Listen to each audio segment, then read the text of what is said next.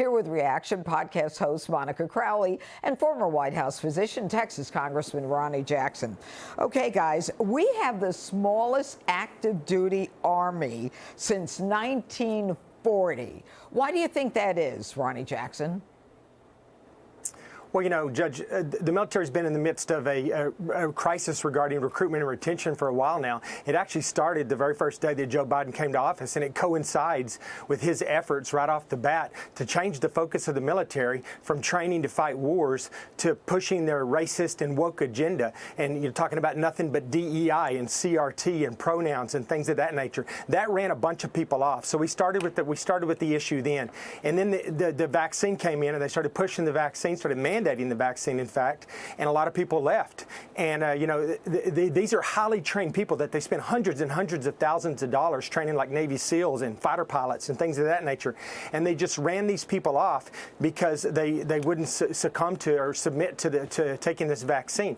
And, you know, Secretary Austin had no issue with it whatsoever. We tried our best to talk him into not doing this. We pushed the recruiting and retention issue over and over. He just would not hear it. We actually had to pass a law in last year's National Defense Authorization Act to make him get rid of the mandate, in which he begrudgingly did. And then we had to also pass laws to keep these people from being discharged with other than honorable discharges, which affects their lives tremendously. They go out, they have trouble getting jobs and stuff. So we have had to fight him on every single level, and we're continuing to have to fight that fight. It's pathetic. But now they realize what they've done. We tried to warn them, and now they're scrambling trying to get these people back. And these people aren't going to come back.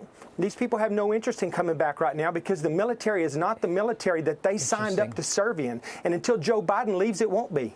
You know, Monica, it's an interesting point. The truth is that this year they missed recruitment by 15,000. So what do you think is going to be the reaction of someone who was involuntarily discharged, who was required to leave? Do they come back? I mean, what is the thinking there? Well, you know, Judge, we've got an all-volunteer force, so we should all be deeply grateful for anybody who stands up and raises their hand and joins the U.S. Armed Forces. And it's been absolutely disgraceful the way the government, the way the top brass in the military has treated individuals who stood up for their own bodily autonomy during COVID and said, no, I really don't want to take an experimental medication.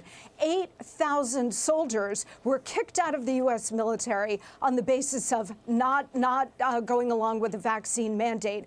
Only 43 soldiers have stood back up and said, yeah, I'd like to join again. I mean, that is an absolutely horrendous number for our national security and for our armed forces. These people were not treated with any respect. Every single individual who came forward and asked for a religious exemption to the vaccine mandate was told absolutely not, get out. So they wouldn't even respect, forget the bodily autonomy argument, they wouldn't respect people's religious freedoms that they were trying to assert in the country that they wanted to fight and perhaps even die for. It's been absolutely despicable, but it really shows a giant hole in our national security because now they're going hat in hand, begging these people to come back. They've moved on with their lives, and now all of our armed forces are facing a major hole. You know, to Ronny's point, just one quick point. Today, Judge, today, the U.S. Army asked for $114 million to advance their diversity, equity, and inclusion programs. The country is broke, but the military can't attract talented people to join, but they want to seek the kind of money for DEI. This is why people don't want to join, because they're more than happy to have these individuals who they hold in great contempt, average Americans. They're more than happy to have those people fight and die in their wars, but they show zero respect for them. All right. Congressman Ronny Jackson, Monica Crowley, thanks so much for being with us tonight.